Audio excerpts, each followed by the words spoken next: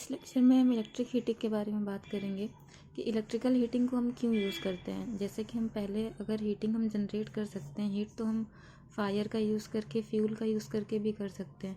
तो हमें ऐसे क्या ज़रूरत पड़ गई कि हम इलेक्ट्रिकल हीटिंग का यूज़ कर रहे हैं हीटिंग के लिए। इंडस्ट्री में अगर हमें हीटिंग की नीड है तो हम इलेक्ट्रिकल हीटिंग यूज़ कर रहे हैं। उसका रीज़न ये है कि हम जब फ्यूल का यूज़ करके हीट जनरेट करते हैं तो फ्यूल को जब हम फायर करते हैं तो फ्यूल फायर करने के बाद हमें हीट तो प्रोवाइड करता है, लेकिन इतनी एक्यूरेट हीट प्रोवाइड नहीं करता।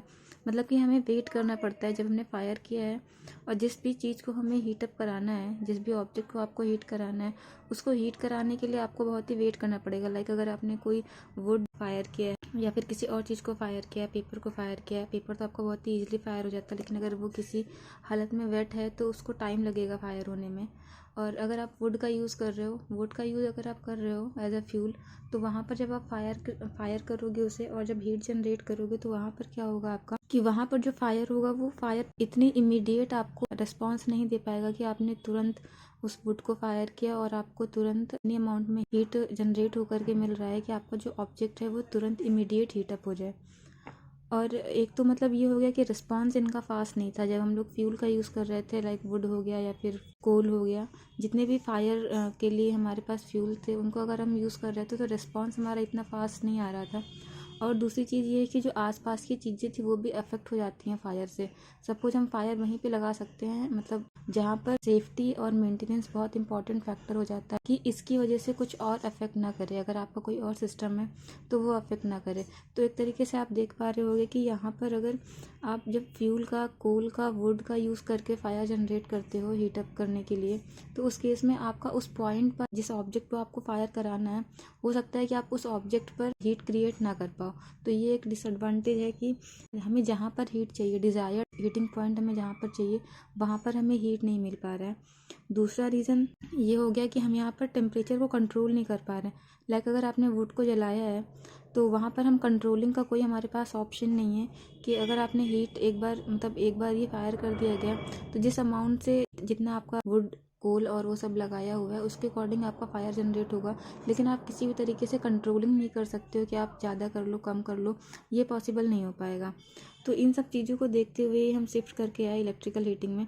इलेक्ट्रिकल हीटिंग ही हमारा मोस्टली यूज़ किया जाता है इंडस्ट्री में, क्योंकि इंडस्ट्री में हमें कंट्रोलिंग की नीड होती है।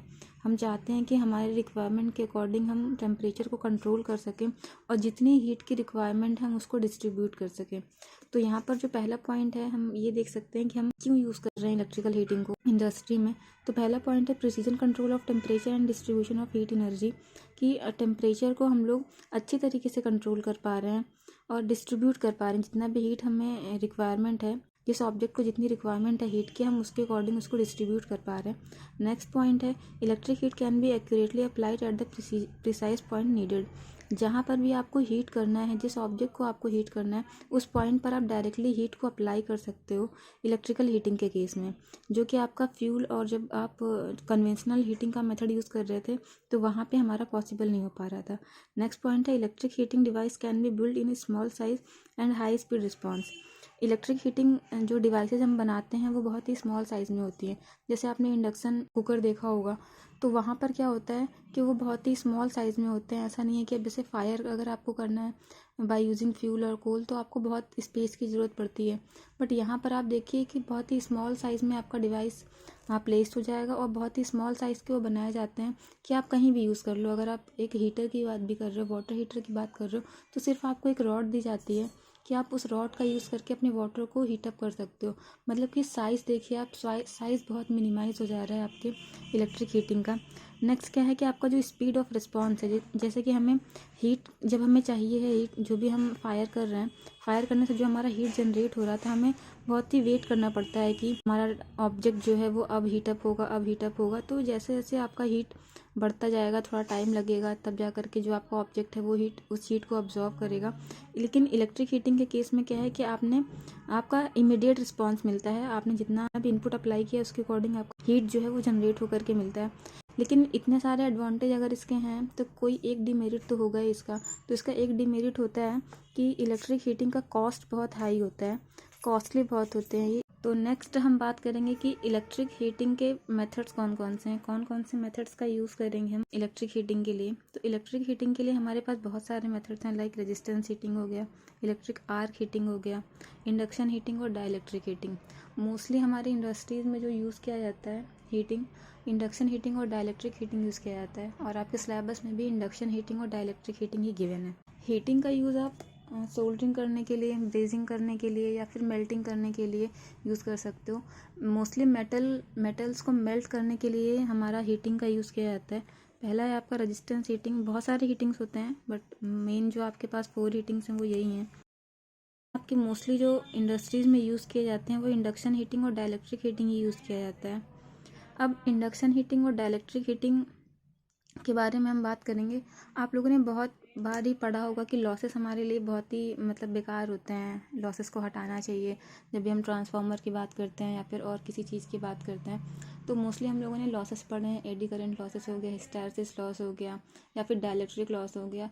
तो हम कहते हैं ये बहुत बेकार होते हैं, लेकिन अब आपको पता चलेगा कि ये लॉसेस कितने यूज़फुल हैं आपके लिए।